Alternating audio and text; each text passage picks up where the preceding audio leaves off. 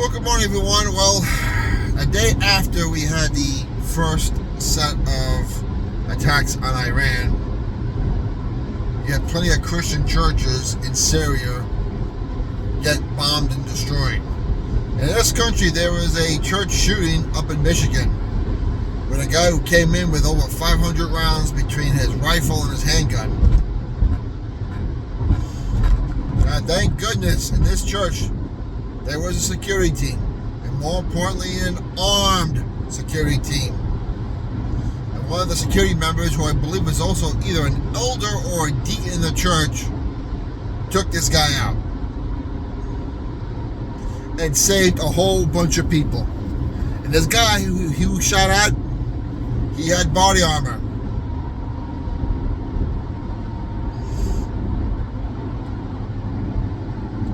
So if I'm not mistaken, I think he eventually had to shoot him in the head. And this is why it's important to practice your headshots at the range. You don't know, because many of these things are becoming more and more common.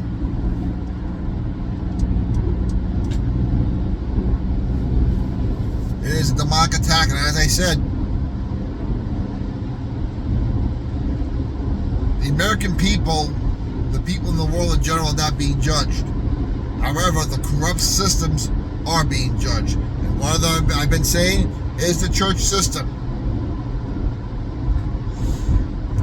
Go look up the 501(c)(3) and the demonic covenant. It really is. Could it be why these churches are getting attacked? Is this reaping what you sow when you make a demonic attack, when you exchange money for church silence on many things that make the Lord very angry?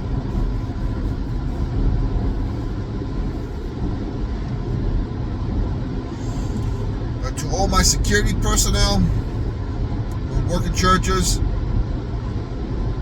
get some training, go to the range, practice your headshots, know your gun, because we may see plenty more of these coming in the future, especially with what happened last week between Israel and Iran and the United States. I've been telling you about false flags. They may use this to start a false flag. Anything's on the table right now because they're desperate and they're scared. Keep the country in prayer and pray that the Lord gives you discernment. Pray for discernment, revelation. Go look up what the 501(c) really is.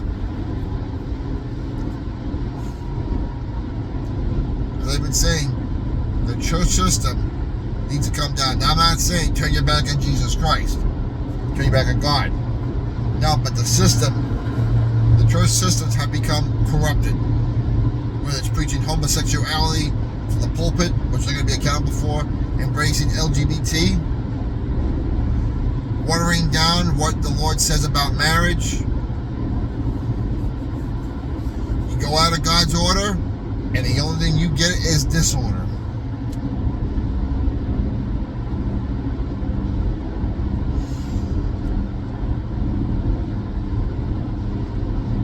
All right, keep your country in prayer, keep your state in prayer, keep your local community and church in prayer. We're going to need it. God bless you all. We'll talk to you later.